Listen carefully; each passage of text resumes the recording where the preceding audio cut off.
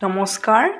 আজি মই আপোনালোকলৈ ঘৰত একেবাৰে সহজতে বনাব পৰা তিলৰ লাড়ুৰ ৰেচিপি এটা লৈ আহিছোঁ। আপোনালোকে এইদৰে তিলৰ লাড়ুটো বনাব।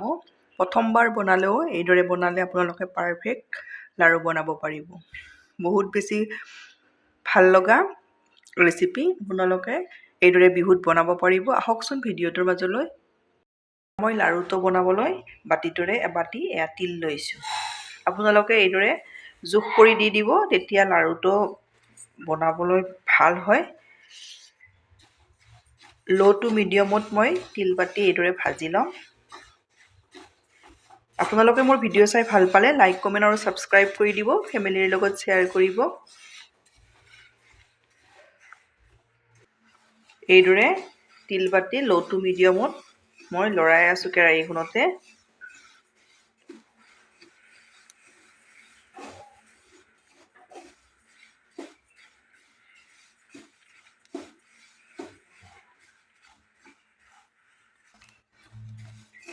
এয়া এটা দুটাকৈ তিল ফুটিব লৈছে। এতিয়া মই ইয়াতে 10টা কাজু দি দিছোঁ।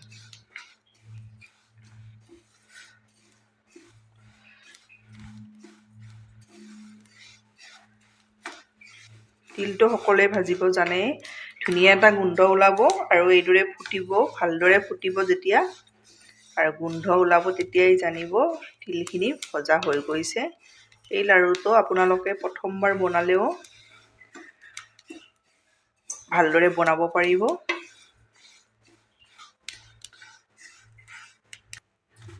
এয়া তিল বাতি ভালদৰে মোৰ ভজা হৈ গ'ল। এটা ধুনীয়া গোন্ধ ওলায়, তেতিয়াই জানিব ভালদৰে ভজা হৈছে বুলি।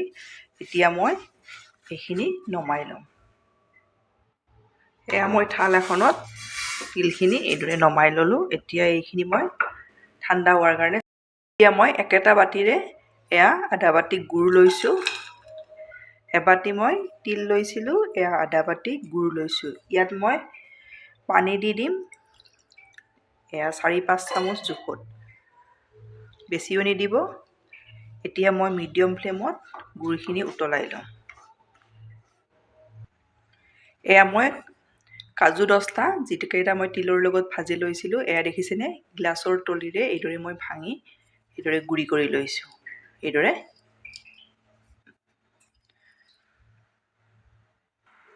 এয়া গুড়খিনি উতলিছে। মই কিমানটো জোখত ৰখাব লাগে আপোনালোকক মই দেখাই দিম। আপোনালোকে যেতিয়া এইদৰে চাব, উতলি থাকিব। এডাল লাড়ুৰ দৰে হ'লে গৰমেই হৈ আছে, তেতিয়াই জানিব এইখিনি হৈ গৈছে বুলি। এয়া দেখিছেনে, এয়া এডাল তাৰ হ'ব লাগিব। মই আপোনালোকক ভালদৰে দেখাই দিছোঁ। এইদৰে এডাল তাৰ হ'লে জানিব এইখিনি ৰেডি হৈ গৈছে বুলি। এতিয়া গেছৰ ফ্লেমটো মই ল' কৰি দিছোঁ। দি এয়া তিল বাতি মই বাতিটোতে ভৰাই লৈছোঁ। এতিয়া ইয়াতে দি যাম। কম কমকৈ দি এইদৰে মিলাই ল'ব লাগিব।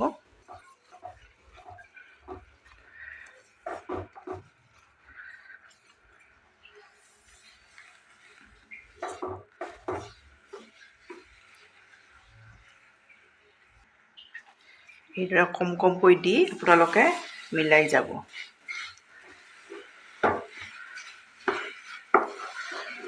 এয়া দেখিছেনে, হৈ আহিছে।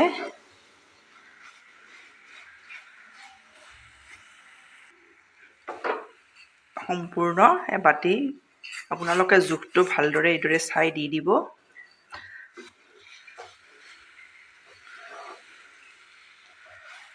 এয়া মোৰ ৰেডি হৈ গ'ল।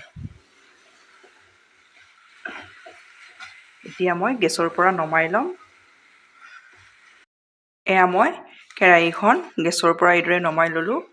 এই লাড়ুকেইটা আপোনালোকে অলপ গৰমে গৰমে বনাই ল'ব। এইদৰে ওচৰত এবাতি পানী লৈ ল'ব, হাতখন অলপ তিয়াই ল'ব। মই তিয়াই লৈছোঁ। লৈ ইয়াৰে এইদৰে লাড়ু বনাই যাব। গৰমে হৈ আছে।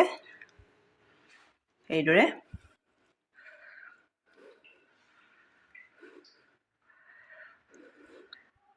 এয়া দেখিছেনে? আপোনালোকে ইচ্ছা কৰিলে এয়া কাজু বাদাম থাকিলে এইদৰে দিবও পাৰে আৰু নাথাকিলে নিদিলেও কথা নাই।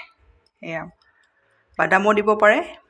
বহুত বেছি সোৱাদ লগা হয় লাড়ুকেইটা। এইদৰে আপোনালোকে এবাৰ দি চাবচোন। থাকিলে বাদাম হ'লেও দিব। এয়া এটা হৈ গ'ল।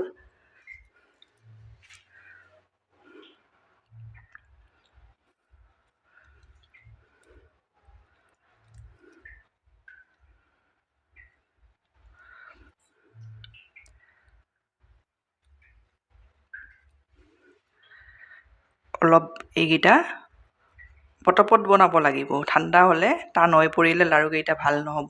এয়া দেখিছেনে? বহুত বেছি ধুনীয়া হয় লাড়ুকেইটা। আপোনালোকে এই পদ্ধতিটোত বনাবচোন। একেবাৰে মিহি হয়। এয়া মই আপোনালোকক দুটা দেখাই দিলোঁ। এইদৰে মই গোটেই লাড়ুকেইটা ৰেডি কৰি ল'ম।